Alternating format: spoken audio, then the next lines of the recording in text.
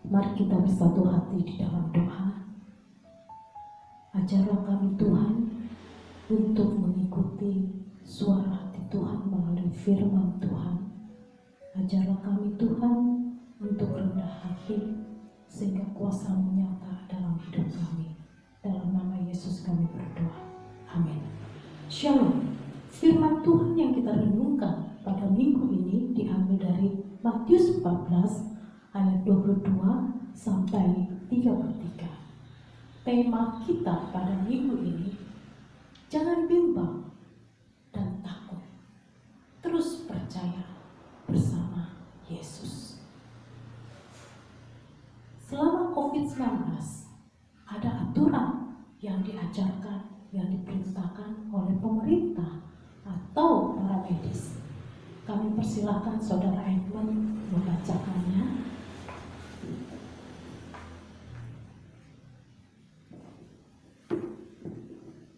Aturan pertama, dalam kondisi sehat terus wajib memakai masker, menjaga kebersihan pribadi dalam lingkungan, terutama mencuci tangan menggunakan sabun atau hand sanitizer. Suhu tubuh maksimal 37,5 derajat Celcius. Tetap menjaga jarak minimal radius 1 meter, menghindari kontak fisik sesama. Ya. Terima kasih Saudara Edmund telah membacakan protokol tentang kesehatan COVID-19. Dan saya membawa masker di dalam ibadah supaya kita terjaga dari COVID-19. Saya mempersiapkan hand sanitizer supaya tangan kita pun bisa tercegah dari penyerangan virus. Dan saya mempersiapkan vitamin supaya tubuh kita terjaga dengan baik, sehat.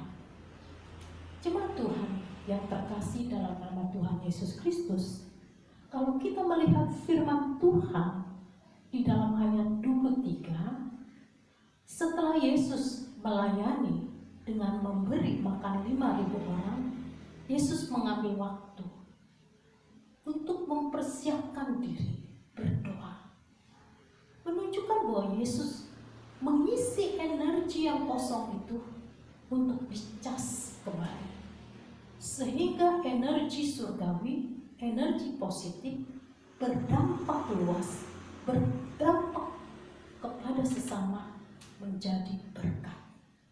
Dan karena hubungan Yesus dengan Bapa begitu akrab, sesuatu melampaui keterbatasan terjadi. Yesus mampu berjalan di atas air yang tidak mungkin dilakukan oleh manusia biasa. Saudara-saudari yang terkasih dalam nama Tuhan Yesus Kristus, berbeda dengan murid-muridnya yang selalu bersama dengan Yesus dalam Matius 14 ayat 26. Ketika murid-muridnya melihat dia berjalan di atas air, mereka terkejut dan berseru, "Itu hantu!" Lalu berteriak-teriak karena takut. Dan di dalam ayat 28, 29, 30, murid yang sangat dekat fisik pada Yesus dengan Yesus, dia mencoba untuk berjalan di atas air. Namun dia berteriak-teriak karena hampir tenggelam. Dan dia katakan, "Tuhan, tolonglah aku." Kedekatan secara fisik belum tentu dia mempunyai keyakinan yang kuat dan teguh. Ada banyak contoh dalam kehidupan kita. Kita datang beribadah dengan tekun, kita berdoa dengan setia. Tetapi kita tidak punya kekuatan, kita tidak punya kedekatan dengan Tuhan. Kita tidak mengalami pertolongan Tuhan. Kedekatan dengan Yesus belum tentu dia mengalami pertolongan dari Tuhan. Karena apa? Dia hanya mengandalkan kekuatannya sendiri. sehingga roh Tuhan tidak bekerja di dalam hidupnya. Keajaiban tidak terjadi di dalam pergumulan hidupnya. Murid-murid datang dekat dengan Yesus secara fisik, tetapi mereka takut, gentar, cemas ketika gelombang itu menerpa perahu, menggoncang-goncangkan perahunya. Apakah Yesus membiarkan mereka? Yesus pasti tolong untuk semua umat manusia yang mau datang kepadanya. Di dalam ayat 27, 31 dan 32. Tetapi segera Yesus berkata kepada mereka, "Tenanglah, aku ini, jangan takut." Segera Yesus mengulurkan tangannya, memegang dia dan berkata, "Hai orang yang kurang percaya, mengapa engkau bimbang?" Lalu mereka naik ke perahu dan angin pun redalah. Ketenangan dan keberanian diperlukan iman kepada Kristus dalam melangkah menjalani hidup ini yang penuh tantangan, rintangan, pergumulan, penyakit, ataupun kegelisahan dalam hidup kita. Kuncinya adalah iman kepada Kristus akan mengalirkan ketenangan dan keberanian menghadapi semuanya itu.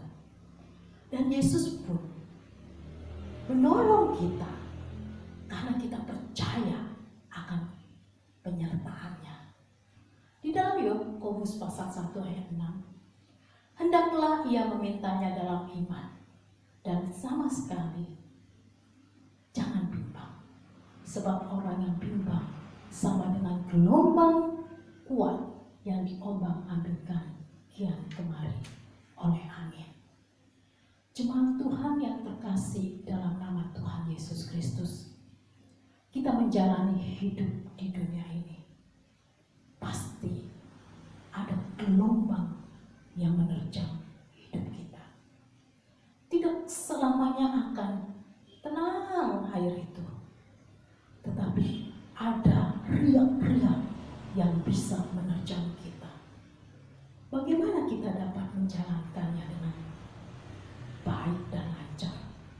Yaitu beriman, percaya kepada Yesus yang selalu menyertai kita, dan hadapi dengan tenang dan jangan takut. Di dalam perkuliahan kita mungkin kita gelisah, takut, bimbang, apakah saya mampu menyelesaikannya? Percaya pada Yesus, sumber hikmat. Kerjakan tugas-tugas itu dan kau akan menyelesaikannya, mendapatkannya yang terbaik. Pada waktu engkau mempunyai teman spesial, apakah teman spesial ini dapat dipercaya? Apakah teman spesial ini tidak mengkhianati? Apakah teman spesial ini dapat bersama-sama kelak menjalani kehidupan yang Tuhan siapkan, masa depan yang berbeda? Jalani bersama-sama dengan iman, percaya, saling percaya satu dengan yang lain, dan tenang hadapi itu. Jangan takut, maka engkau akan melangkah ke arah yang bahagia. Di dalam menghadapi penyakit, ada banyak penyakit yang kita derita. Entahkah penyakit ekonomi yang lemah, penyakit fisik yang lemah. Kalau kita galau, kita tidak percaya kepada Tuhan yang menolong kita, kita akan terpuruk dan jatuh tenggelam. Tenang, kerjakan, fokus dengan apa yang Tuhan percaya.